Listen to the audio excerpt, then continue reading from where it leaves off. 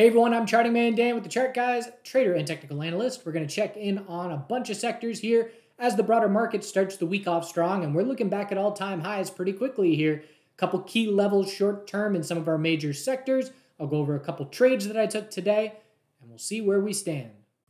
So looking back the last couple of days, we closed pretty weak on the FOMC reaction. The low held it. Remember how many times we say it's not the day of the reaction that matters, it's the following days, because you're not going to see major money making significant moves in the hour and a half of trading after Powell starts speaking during the conference. But Thursday and Friday held that low and then just ripped on the gap up. Apple bullish earnings reaction helped, and then another big day today. So two gaps up in a row. And look at this. Look at this. 1.55% from all-time highs. And where we are, we have to drop 4.4% to go back to where we came from. This is the ideal response to the back burner first daily oversold conditions trying to shape up a monthly bull flag. All-time highs are back in the conversation. The only way that the bears are going to confirm a weekly downtrend from here, again, it's still possible. The bounce retracement size is roughly what it was back here. So I'm not going to say it's not possible, but what I will say is the only way that's going to happen is if we have multiple days of all of our major sectors, XLF, XLV, QQQ, hitting low of the day at the same time. We're not going to drop to a lower low unless that's happening. So we know that is a signal in our brains that fires a flashing light that lets us know things are happening. And if that is not happening, we're not going to drop to a lower low. So bull flags on the table. Of course, the other scenario would be there's only three things that can happen. V-shape to all-time highs, confirm the downtrend for bears with a lot of those days happening, or we just tighten up into June. And all of them are on the table as possible. It's just probabilities. I would expect, the amount of times where SPY, the most likely scenario for me is a lower high, but we just V-shape and head to higher highs, it happens very often. So I'm just keeping that in mind. But we've got a nice daily uptrend guide. We had a big enough pullback here where the bears had a chance for a daily lower high, but the fundamental events of the FOMC and Apple earnings gave plenty of follow-through. So we can say anything above 508.56 is a daily high or low. If we're going to be back in blue sky breakout mode, we're going to be watching for first hourly oversold conditions to try and mark a daily high or low. I'm not going to call it a back burner because we're not in breakout mode, but that would tell us that cash on the sidelines is significantly buying the dip now that we realize that all-time highs are back in play. QQQ, same deal as far as distance to all-time highs. A little bit further, not by much. 2%. So just over 2%. And if we were going to drop to a lower low, we need to drop over 6%. Anything above 420.63 is a daily high or low. Bulls want to see hourly oversold, mark the daily high or low to try and keep that daily uptrend going. And there's a bunch of resistance here. Remember, we just traded sideways for a very long time, pretty much a month of sideways, but bulls are extremely strong. And again, it's not going to change unless we see all major sectors dropping to lows together. So I'm keeping an eye out for short-term consolidation, just in the sense that we're going straight up the last couple of days. But bulls are grinding. Look at the futures chart. NASDAQ futures, we're just grinding hourly EMA 12. And at the low of today, was able to say, we have to confirm a 5-minute downtrend to lose this hourly EMA 12 because we've been holding it for days. Bears failed to confirm the 5-minute downtrend. New highs into the close. That's my short-term guide. And then again, we'll watch for the daily high or low to be the result of next consolidation. Semiconductors, same deal. A little bit further from their all-time highs, but the daily oversold, leading to a very significant bounce. We need about 7.5% to get back to that all-time high. And if we're going to drop to a lower low, 11%. So haven't recovered nearly as much in the semiconductors. One thing I'm going to be watching for is a different sector going to be leading? Let's just say we do get new all-time highs, monthly bull flags. Is it going to be a different sector leading the way up? Because we know the semiconductors led the way up, the first leg of euphoria. And we were able to recognize Apple, very unusual. The amount of times I posted in the chat room, Apple is trading differently than I've seen in the 9 years that I've been watching it very closely. And then it comes out that Warren Buffett in Q1 was selling a ton of Apple shares. I forget how many, but 13% stake, millions of shares. That screws up correlations when you have that kind of pressure. And so I'm watching to see where does the rotation go, because Apple divided by SMH hit its weakest point. I mean, this is the weakest Apple has been to semiconductors. Just look at what the last year and a half has done, a massive shift.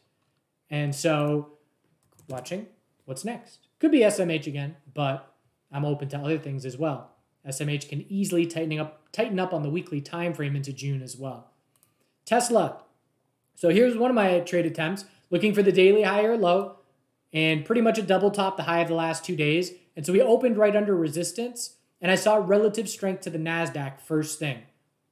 And so I'm watching the first 1 minute of trading on Tesla, and we pulled back a little bit, and then a big green candle. And I was in on that big green candle, pretty much bought the new high of the day after that 1 minute candle. And I was recognizing that we're up and testing the high of the day, while QQQ on the 1 minute time frame had a similar big red candle, but then two more of a lower low. New low of the day, new low of the day. And while that's happening, Tesla is not hitting a new low of the day. So my mindset was, all right, I'll get in on this 1 minute new high of the day. I'll put my stop under the low of the day at that point. I was filled at 184.13 or something like that. So I'm risking less than $1 and then scaled out a large chunk of that position into this move up. I got down to a swing-sized position. And my mindset was, all right, if this is a daily high or low, and if we're going to keep shaping up with a long-term 3-month high or low, I want a swing position. But I put my stop under the low of the day because my mindset was, all right, well, we have a great start to the morning. If we give all this back and hit a new low of the day, that's a red flag for me. And so I stopped out. And it was a small green trade, insignificant, but just a day trade, trying to turn it into a swing trade, but bulls gave back too much here. And so we'll see. They could salvage it. Depends on what the NASDAQ does the next couple of days, whether we go melt up mode again, or do we see the daily consolidation that a lot of people are keeping an eye out for in the short term. But we can say now that Tesla's most important short-term support is 176.02. Bears would love to regain a daily downtrend in response to the earnings squeeze, and bulls would love to hold that level and try and keep shaping up this 3-month higher low for a long-term equilibrium. We're going to be talking about this equilibrium a lot into 2025. XLF. So here's one of our major sectors that has a very key resistance coming up here. And again, there's only two things that happen in the short term. We either break resistance and confirm this uptrend, or we reject and form an equilibrium this week. And it's a very low volume start to the week. Look at SPY's volume here. It picked up a little bit. There was a point in time at 2 p.m. where we had a third of the 20-day average volume. But overall, still very low. Pretty much tied for the lowest volume day of the year today. And again, just keeping in mind, summer, things slow a bit. There were a bunch of hours in the NASDAQ where nothing's going on here. That's SPY. But NASDAQ sideways for a bunch of time, and then another hour plus of absolutely nothing. So keeping an eye on the volume because it is definitely lower recently. But XLF key resistance has 41.23. And that level is potentially in play tomorrow. And the hourly uptrend is our guide. If we reject and lose the hourly uptrend, we treat this like a good old-fashioned daily equilibrium. XLV is not as clean, but it's still very similar and sideways. 141.84 is the resistance level coming back into play. Still a lot of space for weekly lower highs in some of these major sectors. Again, you show me XLV, what's the most likely scenario here? A weekly lower high. I'm just waiting to see, is this a bear flag, or do we get a leg up to have enough retracement to scout a tightening range? But some other sectors where weekly lower highs are on the table, IWM. So again, IWM, anything under 211.88, weekly lower high. This is why I'm open to the possibility that we just tighten up a good bit of May if we do set weekly lower highs. But burden on bears in all these sectors to prove to us that weekly lower highs are shaping up. It's just a standard daily uptrend. And we'll see how long bulls can maintain that uptrend. But some of the other IWM-related sectors, like the biotech sector, again, great bounce off the lows percentage-wise, 10% plus in a week and a half. But let's not forget, also nice stair step. But let's not forget that, we can bounce another 7% and just form a weekly lower high. So there's tons of space for it here. ARKK, another name that has a lot of space for a weekly lower high. We can bounce 10% further and still form it. So, if I'm putting my money, where's the most likely that we're going to get a weekly lower high? I'm not betting on QQQ. I'm betting on something like XBI or XLV that has a ton of space for the bears to work with. So we'll see how these tightening ranges. That's pretty much the most important thing for me in the short term. Here we go. What's most important?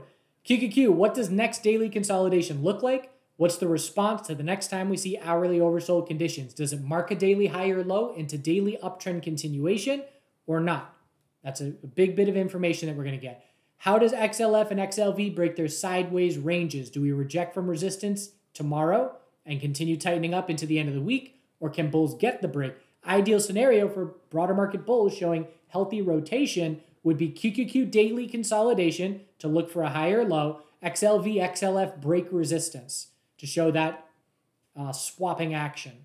So SMH, QQQ, daily consolidation, XLV, XLF break resistance. That's best case scenario for tomorrow or Wednesday, depending on when the NASDAQ needs to take a breather. CGC.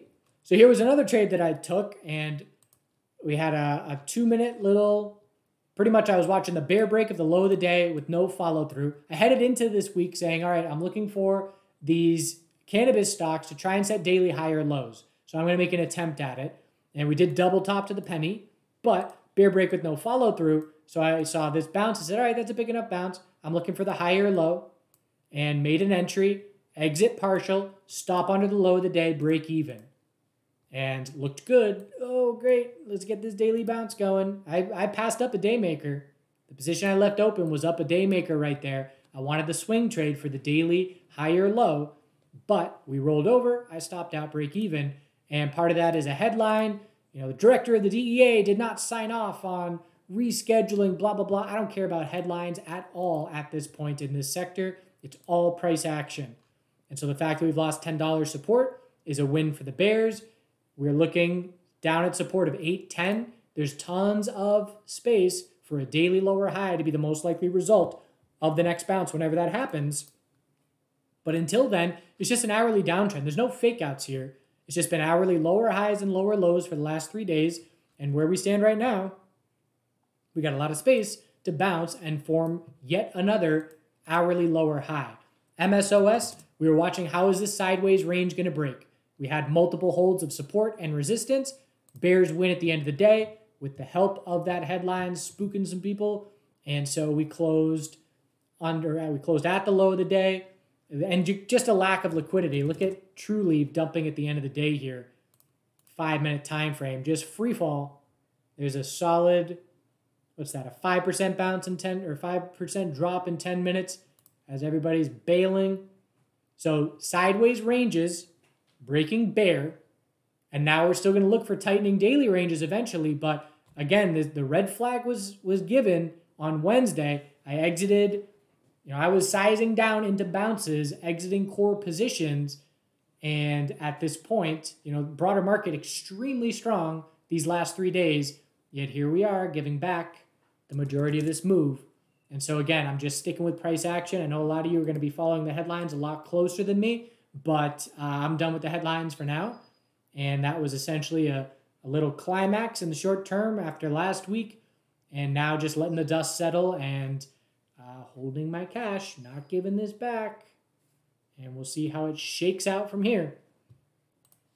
Crypto stocks. So we were looking for 2-day higher lows, and the reason was relative strength to Bitcoin. Bitcoin had dropped to a lower low, and all these crypto stocks had space for the 2-day higher low. MARA is the clear lead bull Huge day today, up 18%. That's on the back of a headline that they're being added to the S&P 500, S&P 600. What is that? Small caps? I don't know. But it's good. So volume's high, break of resistance, perfect 15-minute later morning trade strategy. Scout the 15-minute higher low, watch EMA 12 support. We went right off that level, and I missed that entry, but that was another 7% plus to the upside from there. Tons of space for an hourly higher low next consolidation, and it's reaffirming itself as a lead bull. Riot was up 3.4% today. MARA was up 18%. So MARA divided by Riot, big relative strength bump and back to almost the strongest it's been, relatively speaking, in a couple of years. CLSK, middle of the road. So if I have to rank them, it's MARA strongest, CLSK middle, Riot weakest. That's how it's been the majority of the time. And now it's back to doing that. But CLSK has a lot of space for a lower high. It can tighten up here. Anything under 2139 is just a lower high. Bitcoin is doing the exact same thing as SPY and QQQ in the sense that first daily oversold conditions happened at a different time, but we got right down to daily RSI, probably 31 or so, and now we're trying to shape up a monthly bull flag from all-time highs. So still have to confirm a daily uptrend here. SPY and QQQ already did that long ago, but if Euphoria returns, again, my mindset is I'm open to monthly bull flags and all-time highs again, but if Euphoria returns and we get another leg up into all-time highs, I've been posting on Twitter recently where that's where I tell my dad, who is retired and approaching mid-70s, size down your stock exposure because we're not going to get greedy here. You know, when you're 45, you can sit through 2008. You can sit through the dot-com crash because your time horizon is decades. But as the clock is ticking and you're in retirement, you know, especially when there's 5% plus cash, or I should say T-bills or, you know, interest on your cash, it just does not make sense. You know, what's the risk to reward? If we get another 5% higher all-time highs, what's your risk to reward at that point for gains in the market over the next couple of years versus locking it in, being content with what you have, and, you know, just playing the interest game in the meantime? That's the safe bet. But again, age has something to do with that. That's a lot of looking ahead as well. Now I'm off topic, but essentially, if we get another leg up into Euphoria, that's my mindset. The dollar, we're looking for a weekly higher low, but we're looking for a monthly lower high. Again, technical analysis can confuse when we have different most likely scenarios on different time frames. So I'm watching for this monthly chart on the dollar to potentially tighten up, just like I was watching for oil, kept saying it. Oil took its sweet time, but it happened. The monthly lower high was set on oil, the most likely scenario giving us that equilibrium. We know how common these are in markets, and now we're looking for a monthly higher low in oil, and we're looking to tighten up probably a good bit through the summer.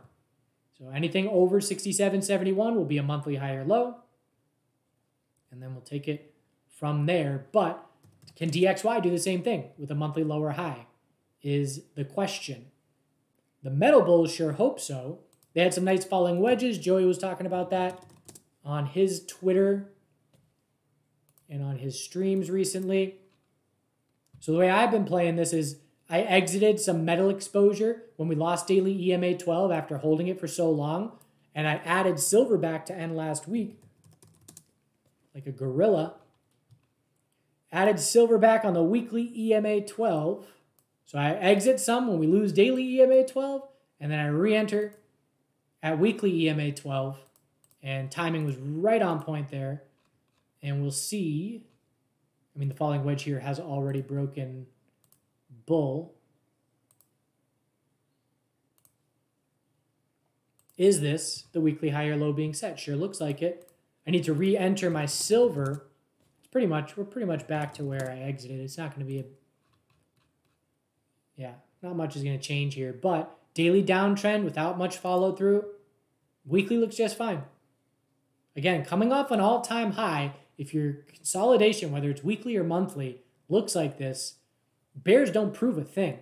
And that's where we stand right now on SPY, QQQ, Bitcoin, gold.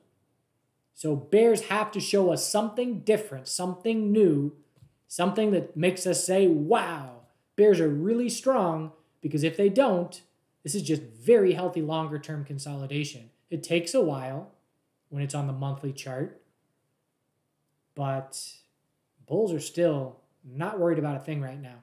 All right, do good things. Hope you're well. See you soon. As we speak, I'm keeping the peace between a goose battle and there's your unweeded lawn.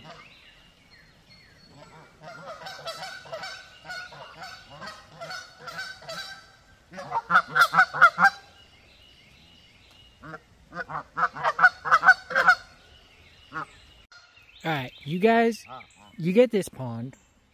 You go back in your pond. They get that pond. Everybody wins. We're not gonna fight. Go on.